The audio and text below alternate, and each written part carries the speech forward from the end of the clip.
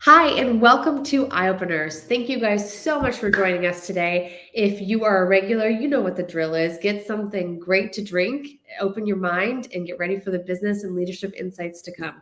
If you are new here, do exactly what I just said. Hello. But thanks so much for joining us here today, Jeff. You're welcome. It's a pleasure. We hadn't spoken for like about a year, maybe a year and a half, I guess. Yeah. So, Jeff is an old friend of mine as a leadership coach, consultant, and organizational design expert, and somebody who's trying to bring more consciousness to those two places. I am so thrilled about our conversation today because most of the time my guests are not from my side of the table or our industry as coaches and consultants. So I'm so excited to have a conversation with somebody I'd consider a peer and a colleague today. And hopefully you guys will find it interesting too. There's lots of insights here, guarantee it. So stay engaged and stay tuned for the eye openers to come. But as you guys know, we do not just jump right into the business conversation. We want to make sure you are primed and ready to go with an exceptional drink to help with the eye-opening experience. So you guys, I got to be honest, it has been a rough week for me. My whole family was sick. And sometimes the most eye-opening drink you can have is my good old friend, a glass of water. So today, this episode is brought to you courtesy of lots of water for me, staying hydrated, keeping my mind clear. I have to say I have grossly underappreciated the value of this drink, and I'm just so excited to have an endless amount of it. Jeff, what about you? What are you drinking today? I've got an organic high protein mix. It's a Tell us. protein powder, and I've been working out quite a bit lately, and I always had a little bit of creatine in there and glutamine to help me heal and recover. So that's what I'm doing. Are we all getting tickets? To what? The gun show. Did you guys not know I'm also an undercover comedian? Well, now you know. Well, it would actually be a Derringer show. It wouldn't be like a 44 caliber, but no, it'll be a Derringer show, but sure. Yeah. Well, good for you for working out, staying healthy and staying strong. Hi, Cameron. So glad you found it. I know sometimes this LinkedIn Live, I'm assuming you're watching it on LinkedIn, is hard to find. People have trouble sometimes finding that little button, but that's why we try to give instructions on the event page if you got an invitation to this. So, and this is actually great. Cameron's a coach too, and she's in the same line of work. So let's give you a real introduction now that we've got our protein shake down and our water. We're staying super healthy today, guys. Jeff, let's hear a brief bulleted bio so people understand why they should be tuning in and listening to you today. Okay. So I think I'm a pretty interesting hybrid mix, and I've had a very varied career path. I started out as a blue-collar worker. I was a lineman and a tower worker, became an engineer in the cable television industry. After 7 years of learning that trade, I started my first business, cable television contracting business, built that to $4.5 million in 4 states. And that crashed in 1987. So I am a successful survivor of a business bankruptcy. On the other side of that, I started another company immediately. I saw the opportunity in telecommunications and networking, and I built that company with the lessons I learned from the first one. And I sold it a week before its 21st birthday to my management team. Cool. So I've really been in the trenches of building small to medium-sized businesses. And, as a consultant, I've lived that world. So I really understand cash flow, human capital, that kind of stuff. Sure. And the reason I left that company was because my passion was to help other small to medium-sized business owners grow their businesses with less anxiety, stress than what I went through. So I left that company in 2005, started my consulting firm. About a year and a half into that, I became a partner in a think tank that we looked at what the changes were post-industrial age. And that was when I really started looking at conscious leadership and the new evolution and revolution of leadership and organizational design. And for the last, 17 years, that's what I've been working on. I've written a book around conscious leadership, and I really help companies to go from the command and control top-down leadership method that no longer works today to another way that is much more effective, much more collaborative, and much more profitable. And it's not about woo-woo. It's not about hugging everybody through everything. Business is a sport. So I mix the reality of what it takes to run a business with the consciousness that it requires to run a really healthy, sustainable business. Awesome. So let's kick off with a definition so that we're all on the same page here. How would you define conscious leadership? And maybe even an operational definition too, so we can understand what does it look like in practice. Yeah, conscious leadership, there's several different layers to it. The first part, I wrote a book called Developing the Conscious Leadership Mindset for the 21st Century. So the first step to conscious leadership is an inward one.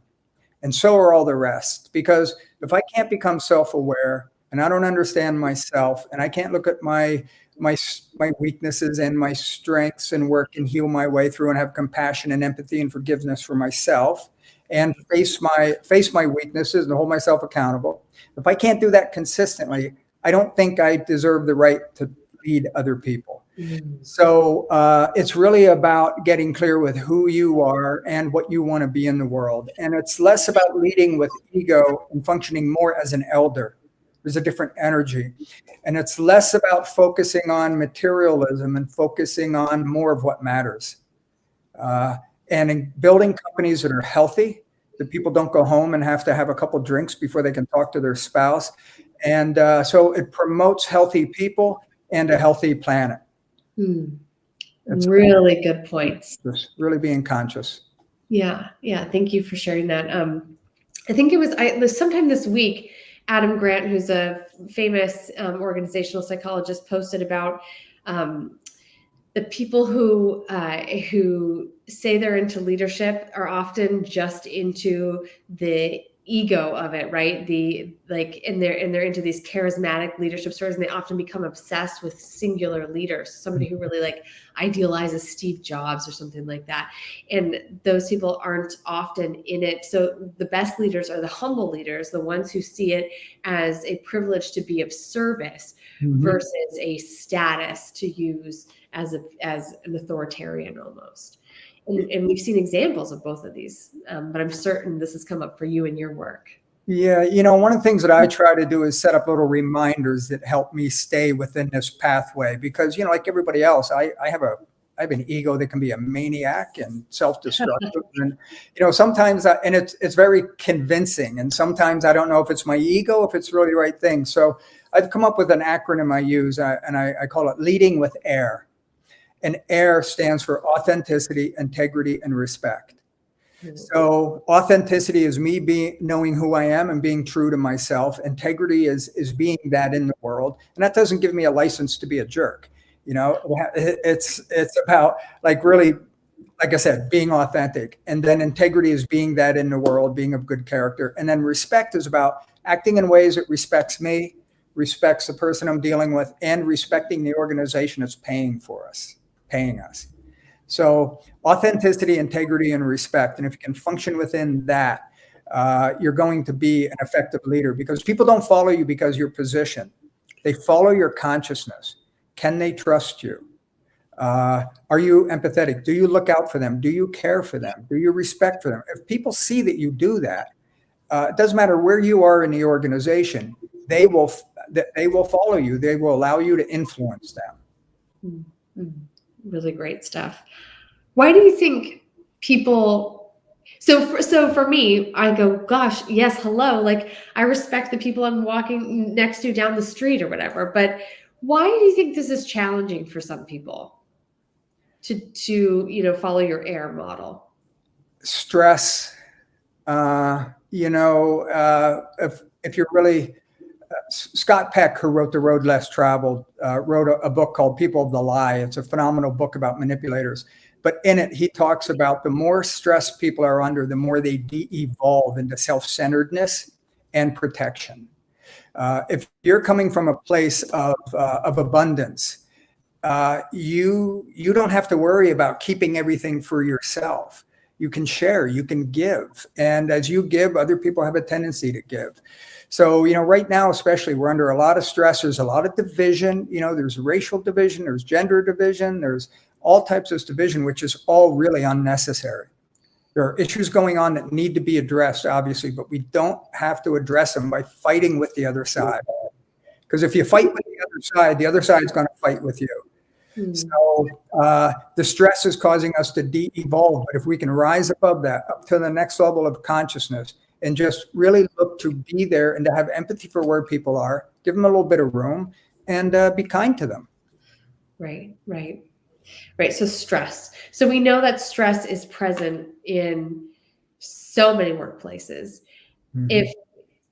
If an employee is feeling stressed, or even a leader, how can they start to either recognize that in themselves and change course before they're doing damage within the organization or within the team?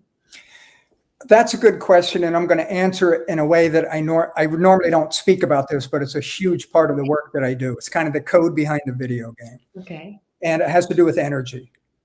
So stress, fear creates this energy. And when I'm feeling that, the first thing I have to do is I have to recognize, oh, wait a minute, my energy has shifted. And so since my energy has shifted, normally people just respond to whatever that stimulus is. Conscious leadership is about being conscious about, that's how I'm feeling, but wait a minute, I'm going to consciously act in a certain way. So I'll look to shift my energy from one of anxiety or stress to one of being calm. And as I calm myself, and it can be either, taking 10 seconds to calm, just recognizing I don't want to be that way. As I calm myself, my energy shifts and my response then shifts. Because if I'm angry, I'll lash out, I'll have that attack energy. If I'm calm, I'm coming out more peaceful. And what I send to you, you're probably going to send back. Because we're tuning forks. I'm a Reiki master. I've done a lot of energy healing. So I really understand the power and the dynamic of that. So when I work with organizations and people in situations, I'm looking to see where that energy is and how can I bring a calming, focused energy into it. So we're in psychology, we call it emotional contagion. And there's a lot of research around that, at how much mimicry is going on. And matching of emotions, right?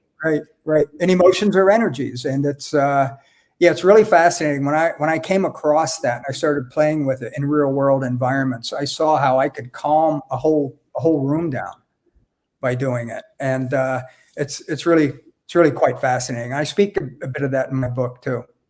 Awesome. Right. So what we're talking about also is influence. Like as a leader, people are watching what you do. They're watching how you respond, as you just pointed out. And so there's a tremendous amount of value in taking a moment to pause, I guess, before you respond to something, before you react, because there's a lot of eyes on you, and what you do has a lot of impact on the safety or lack of safety your team experiences, how they feel about you or their relationship with you, right? Because if you are an explosive type personality, it's all of a sudden not safe for them. So they're not going to bring any problems or obstacles or something maybe they foresee going wrong in the future to you because you're not safe, right? Yeah, I address that in two ways. Developed a leadership system and 8 steps. And the second step is domesticate your dog. And our egos are like dogs. Left untrained, they bark, they bite, they sniff in inappropriate places, they get in people's trash. And one barking dog will activate other dogs to bark, just like one active ego will activate other egos. And so you want to be careful of how you do that. And the other thing is you have to remember, as a leader, everyone is always watching and everyone is always talking about what you do.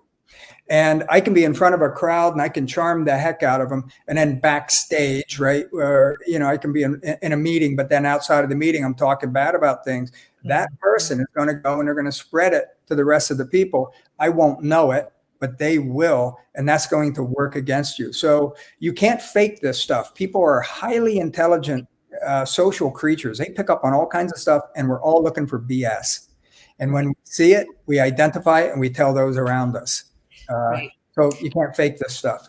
It's something I get to hear a lot about in my work too, because when I'm meeting with a leadership team or a CEO, whatever, entrepreneur, they're often telling me the thing that they really feel and think about a team member or whatever. And it's often this like scathing feeling about somebody for some reason. And they go, yeah, but when I'm in front of them, I'm like this. I'm like, no, it doesn't work that way. Like you may think you're really good at that, but the truth is if that's the experience you're having with that person for whatever reason, right or wrong or whatever, it will come through.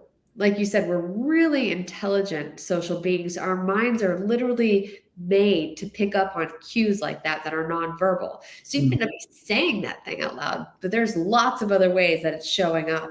And so that's why it's so important to address issues, especially with personnel, instead of waiting or trying to just ignore it or wait for it to go away. It just doesn't happen like that. You know, one of the things that I've done, I've coached some of my clients on, is when they really just genuinely don't care for someone or someone doesn't care, you know, that's okay. So, but speak to that, you know, just say, look, you and I, we clash, right? I'm sure you're a fine person, but I know you know it. We just don't clash. We don't click here. So how can we still work together? You know, how can I irritate you a little bit less? How can you irritate me a little bit? So talk about the elephant in the room and turn that conflict into a conversation. Great idea. One prompt I give people all the time to jump off in a difficult conversation is, what I don't want you to know about me is. Well, how long do you have? I could go on a long time with that one. Right, but I have the leader kind of start with that, and I think it kind of like makes it okay to say, like, I'm showing my teeth a little bit, you know, like here I'm here are my cards, right? I'm showing you what I got, and it allows for people to kind of come to the table with something that maybe they haven't been able to be forthcoming about before or didn't feel safe. But you as the leader can be vulnerable like that and model that, then it can really change the conversation. It can change, you know, what's possible for you in conversation with that person. Well, I'm sure you know, Brene Brown did amazing work around vulnerability. And one of the things that I talk to my clients about is see the human in the human. Never stop seeing the human in the human. I mean, this person might be irritating to you, but there might be, you don't know what's going on at home. And I'm sure they have a whole bunch of people that love them and best friends, et cetera. So just see if you can rise above that ego consciousness. It says, I don't like what you are, or what I project on you, which is more of what that is. And just rise up above that elder mindset and elevate your consciousness, and you will elevate your ability to lead, and more people will follow you. We have an audience question asking, what guidance would you give to employees working for very unconscious leaders? Some of her clients are wonderful people, but they work for horrible leaders. How can the employee make a difference other than leaving? One thing is, if it looks like it's not going to change, learn as much as you can and get out of the toxic waste dump, right? The other thing is you can maintain your level of consciousness pretty much no matter where you are. So you don't have to jump into the gossip mill. You don't have to join in with, this place is horrible, et cetera. Just find that space that allows you to maintain the level of integrity and and to be the person that you want. And just be careful of that lower energy that's very attractive. And find your space in that, be who you are. And as long as you can stay there, that's fine. But if it looks like it's starting to change who you are, move. Yeah. So how, is there a tip or a strategy or something for people to stay in their level of energy, their sphere of consciousness? Is there anything you use to help people in that situation? I just tell them to keep thinking about what wolf do you want to feed? Do you want to feed the angry ego wolf, or do you want to feed the calm elder wolf? Do you want to feed the side that is about destruction, or do you want to feed the side that's about creation, or at least stability? and hold yourself to that level of accountability, because it's really all about you. And if you can take those challenges and use them as a class to help you increase your ability to determine your own mindset, all those antics and those knuckleheads that are doing their thing, they're worth it, because you go from being at the effect of them to turning it into something that's working for you. Make it work for you. Take a look and say, that's what I don't want to be. That's what I'm not going to do. So it's a reminder of what not to be, as opposed to getting sucked into it. Yeah.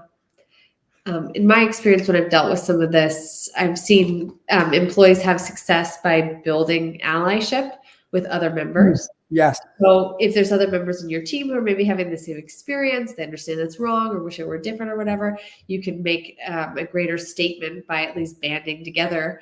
I've seen a group of 4 go to HR, and that made quite a stir, and that got a lot of attention and a lot of support, versus maybe feeling like on your own going to HR about your boss, which often, unfortunately, doesn't turn out well. That's what that system is there for, but I've seen that go tragically wrong so many times. So I understand people's reluctance to pursue that route, but in numbers, it can be more effective. Yeah, and just make sure you're not storming. Oh, I was going to say, make sure you don't show up with the energy that you're storming the castle. Show up with sanity and, communicating without that energy, and it gets that level of consciousness gets other people to respect that a little bit better. Right. So, leading with intent, sharing your intention, right? Why you're coming to them, instead of, we're not here for, it's not a coup. We would just like to see some changes in the way things are managed, right? And then referencing the company mission too. Oftentimes, like, the way that a leader is acting is out of alignment with the company values or mission. And sometimes using that to start a conversation can be helpful. So I don't, people know that sometimes I ask some big questions, and I don't want them to think, oh, here comes Jeff, and he doesn't have to answer any of those hard questions. So I'm going to put you on the hot seat a little bit right now, but I think you can handle it. I like hard questions. So one of my favorites is, if you and I were to speak 3 years from now, which is about the cadence we've been at for the past year or so, what would you have accomplished that you would love to tell me about? This includes personal, professional. Where are you going? What are you building? I would have finished my second book. And it's actually the first book I tried to write for 10 years, and it wasn't coming out. And I said, I guess I'm not supposed to write it, so I ended up writing the book that I did write. But yeah, it would be about this leadership book that I've really been working on the content for since 2006-07, when I was in the think tank. Wow. It's taken me this long to really get it clear enough in my head. And I use it in my work. I built my practice around it. And now it's to the place where I can actually communicate it in a way that teaches other people. So I'd be saying the book has been taking off, and the training's taking off, and people are getting it, and they're changing their organizations. How exciting. Awesome. And we do a pre-call. I talk to these people in advance to make sure that you guys have some interesting stories to tell. So now I know, just so people know, there are some really great nuggets in these books because of Jeff's lived experience. And you have a really interesting story about your last client and how you had to use your own AIR model, integrity, to really figure this tough situation out. And, you're here, the audience is, like-minded entrepreneurs, and I think they can really, really appreciate this. And so tell us, Jeff, what was going on, about a year ago and in your last client? So, and I love speaking to other entrepreneurs because we're all warriors, and we're in there, and, we're probably half crazy, but we live what we preach. We take the risk. So anyway, it was the end of 2020. COVID had just rampaged through my business. I had lost all of my clients but one. And I didn't have a good year before, so I wasn't flush with cash anyway, one of those cash flow things. And I had this client, and he was the last client that I had. And what he was paying me was just about enough for me to cover And what happened was I had submitted a proposal to him, which I had deeply discounted, that was really designed to help him put together a strategy for the next year, because I knew 2021 was going to be crazy. And I had 4 appointments to meet with him to talk about it, and he didn't read them all 4 times. So finally, the 4th time, I was so frustrated, but I kept my cool, and I went in, and he started coming at me with the price tag. The price was like 10 grand. It should have been 25, but I was 10 grand. And he was coming at me so hard. I had worked with him for 7 years, and we were kind of friends. And I looked at him, I said, wait a minute, do you think I'm doing a money grab? And he looked at me and he said, yeah. And I was shocked, because all the things I had done with him and for him, and we had such a bond of integrity and that type of stuff. And I realized that he had a level of disrespect for what it was I was doing. He had lost sight of who I am and what I was. And as a consultant, if I don't have that level of trust, you're not going to let me help you transform your organization. Right. So when I left that meeting, I was really upset, and I agreed to come with him. That was a Friday. I was going to meet him on a Monday. And on the way home, I just said, I can't continue to work for this guy. I'm not respected. My work isn't respected. And if I go back in there, I'm chasing money instead of keeping my integrity. So that's a really, really tough thing. And that's a really tough thing to do on any day. But when you are in a place of feeling squeezed with COVID, like down to your last, few clients, and I don't know a lot of people who would have that integrity. I'm serious. I mean, I think that's, I just want to underpin like what you were up against here. Fortunately or unfortunately, I have this truth detector in me that when it hits, even I can't ignore it. And I've been an entrepreneur for 40 years, and I've been through a lot of stuff. And there's just certain things I'm not willing to sell out for, because when I'm done, I'm going to be able to look back and say, I did it right, and I never sold out. So I terminated the relationship, and I took the proposal off the table, and he was like, wait, I was going to do this. And I said, no, we're not. And I sat for 2.5, almost 3 months without a client. And I really sat in that decision. And, there was part of me that's just saying, you idiot, you what are you doing? You have to play the game. You have to. And I just thought, no, if this puts me out of business, okay, I'll be out of business, but I'm still going to be who I am. And just when things really got tough, I had an opportunity with a client. I put together a nice proposal. I didn't undercharge. I didn't come from a place of scarcity. I said, if I'm coming back in this game, I'm coming back strong, not weak. So I gave him a real nice price for me, and it was a 3-month deal, and they took it without question, and they paid me 3 months up front, which just relieved everything. And that client went on to be a monthly client, which has been over a year now. And they are a huge client for me. And the whole financial thing shifted. I had the biggest year I ever had last year I doubled the biggest numbers I've ever had. Wow. And I am convinced it was because I passed that test of, what am I in for? Am I willing to walk the talk, and to what degree? Because if I'm going to be out there coaching and trying to help entrepreneurs, I have to go through the fire myself time and time and time again. Otherwise, right. I have no credibility. It was like the universe testing you with your own air test. That's exactly what it was. If you're going to promote that thing, you have to be able to go through that type of stuff, maybe beyond the degree that most other people do. And I was sweating bullets that last couple of weeks. I really thought I made a mistake, but oh well. Sometimes you jump off the cliff and you build your wings on the way down. And it keeps you focused, and hopefully you don't hit too hard. Isn't that just the best analogy for entrepreneurship in general? Yeah, right? it is. You build your wings on the way down. You have to jump. Like right. None of us are prepared fully for what it means. Yeah. And you build your wings on the way down. I love it. What a great way to wrap up. Jeff, I know that you have some. This guy is prolific. He writes books. He's got a course coming out. Tell us about this offering and what you have for the audience. Well, what I've done is I've converted my book, which is basically designed to be a 6-month leadership transformation course around transforming your mindset from that ego to the elder, from the materialistic to whatever, shifting the consciousness. And it's done really well. It's won two international, 2 national awards. And what I've done is I've taken the book and I've turned it into a course, a self-study course. There's 2 versions.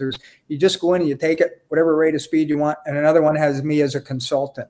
So what I'm doing, because I want to support the network that you're supporting, and I love the work you're doing, is I want to offer anyone who signs up with the code Brittany 2022 will get a 20% discount off of an already really inexpensive price, because I'm not interested. I just want this work to get out there because they're really transformed. So if you go to jeffreydeckman.com, you will see a panel up there that will pop up and give you the code and guide you through it. If you have any problems, just send me an email at jeffrey@jeffreydeckman.com. And we'll make sure all of that is in the show notes for you watching it live, just like replay it, hear it. But when you're watching this on the real podcast platforms or whatever, all this info is in the show notes below. And the last thing I'll say about the book is it is truly transformative. It's one of the most beautiful pieces of work I've ever done. And I've read it several times since I wrote it in 2019, and I wouldn't change a single word in it. It is so good. I almost can't believe I wrote it. I love that. You know what? There is not enough times that people talk about like how awesome their own work is. I love hearing that. We do not celebrate ourselves enough. So go ahead, Jeff. Let's clap for you. Clap for yourself. I tell you when the stuff I do isn't good. So yeah, it's your integrity. Powerful book.